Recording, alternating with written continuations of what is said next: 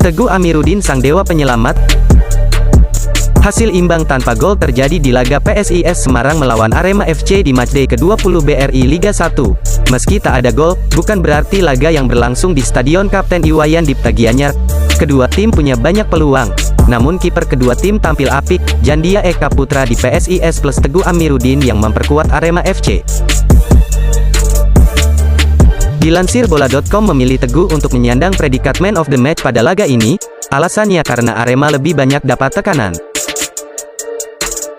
Dari statistik yang dibuat lapangbola.com, Teguh melakukan 6 penyelamatan, sedangkan Jandia separuhnya, 3 penyelamatan.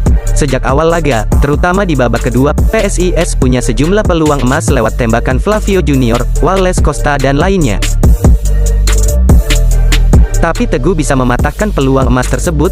Sebenarnya, mantan kiper Persikabo ini bukan pilihan utama di Arema, dia lebih banyak jadi cadangan. Namun sejak matchday 19 BRI Liga 1, Teguh jadi pemain inti, karena kiper asing Singoedan, Adilson Maringa dikabarkan mengalami cedera lutut. Meski demikian, insting tangkapan bola Teguh tak luntur.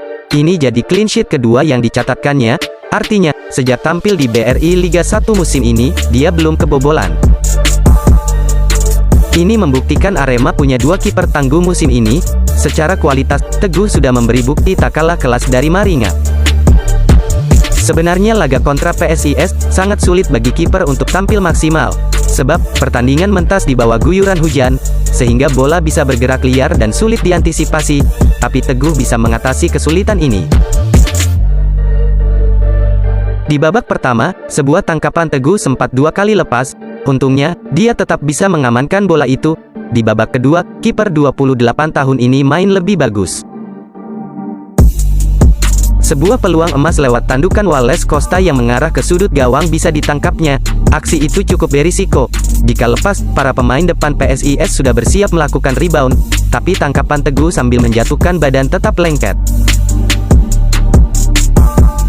Misteri hilangnya 9 pemain Arema di laga lawan PSIS Semarang.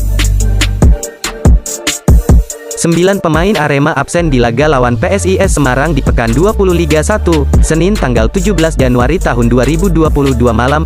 4 pemain diantaranya adalah legiun asing andalan pelatih Eduardo Almeida.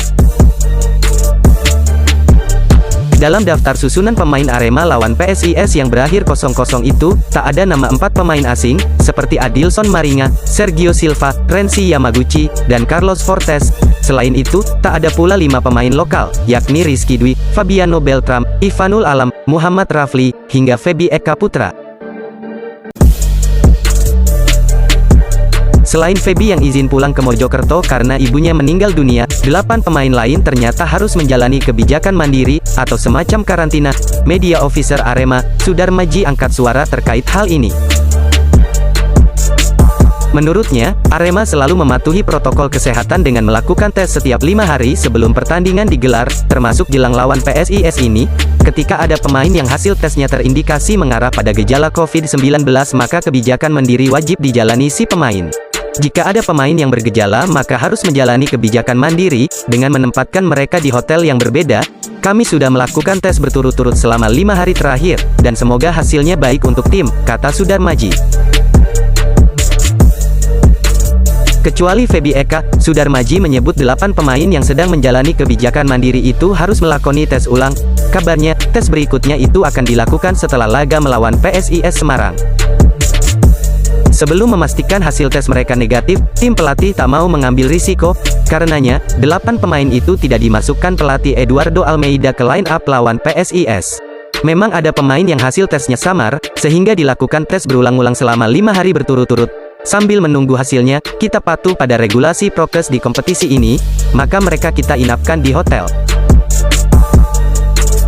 Sudar Maji menambahkan, atas semua regulasi ketat dalam gelaran Liga 1 di tengah masa pandemi COVID-19, manajemen Arema memaklumi.